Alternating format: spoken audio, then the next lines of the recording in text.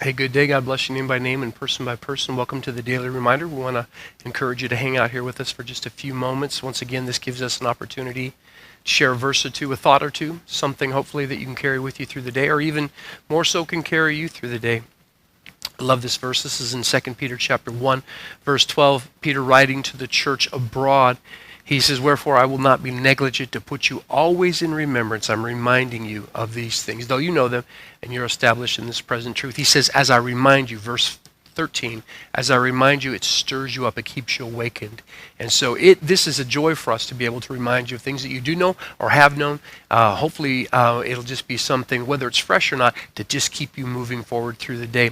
So yesterday we were talking about some of the adversaries that came against the people of God as the Lord released them out of Babylonian captivity to go back into Jerusalem and build again the house of the Lord. It's in Ezra chapter 4 and verse 1. It says that when the adversaries of Judah and Benjamin heard that the people of God were building a house, they began to oppose them. Now this is just interesting, just a couple thoughts. Listen, they attempted to stop them from building the Lord's house. Once again, God was building something to reveal His glory. But I just thought it might be fun today to just give you a little bit of idea what this word adversaries means. Because, obviously there's opposition. This is an enemy. But when you really look at this in the Hebrew translation or the Hebrew language, the word adversaries means this. It means a narrow place or a tight place. A narrow place or a tight place makes it very difficult. It limits your mobility. It limits your ability to move. Now, the interesting thing about that is this, Hebrews 12 and 1. "Wherefore, seeing we are surrounded by such a great cloud of witnesses, let us lay aside the weight and the sin that so easily besets us. Let us run with patience the race that is set before us." That is exactly why the adversary comes. That is exactly why the enemy would like to take you and put you in narrow places, tight places, spiritually speaking, seasons that limit your mobility, seasons that you feel locked down, seasons that make you feel like you're shut up. He's trying to keep you from running the race that the Lord has set before you. But it also means this.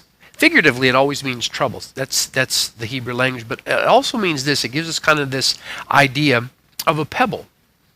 The word adversaries in the Hebrew language, tight, narrow, troubles, but it also means a pebble. Let me just make this statement. A pebble in your shoe can really mess up your walk.